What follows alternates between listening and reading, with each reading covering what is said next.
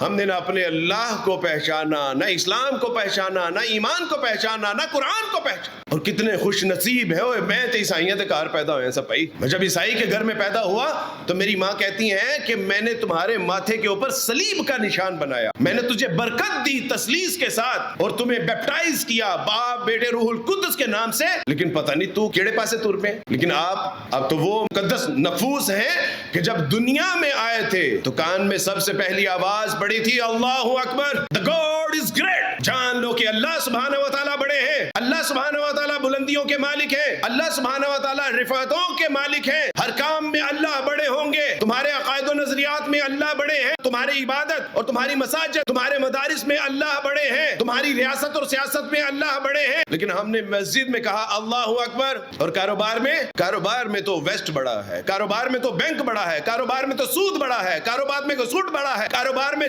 جھوٹ اور دھوکہ بڑا ہے۔ میاں صاحب کہتے ہیں کہ اس کے بغیر کاروبار چلتا نہیں۔ اس کا مطلب ہے کہ اللہ تیری نمازوں میں بڑا ہے، تیری تکبیر اولیٰ میں بڑا ہے، اس لیے کہ تو نے اپنے رب کو پہچانا نہیں۔ اس لیے جب اللہ سبحانہ و تعالیٰ قرآن میں کہتے ہیں کہ اتقوا اللہ، تو ہم اللہ سے ڈر جاتے ہیں کہ اللہ سبحانہ و تعالیٰ عذاب دیں گے۔ اس سے ڈرنا نہیں ہے، اس کی ناراضگی سے خوف زدہ ہونا ہے کہ وہ ہم سے ناراض نہ ہو جائے۔ لیکن یہ اسی وقت ہوگا جب اللہ کی محبت سے آشنا ہو۔